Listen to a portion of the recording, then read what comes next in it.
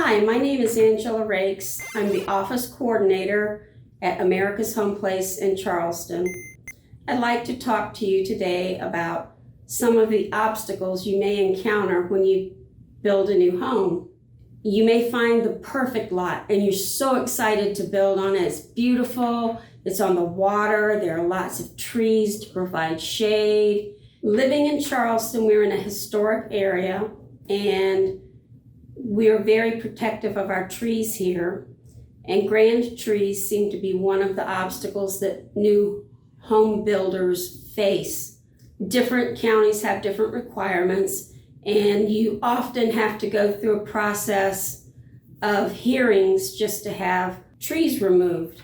We have great people in our office who go out and they assess land and the tree issue as well.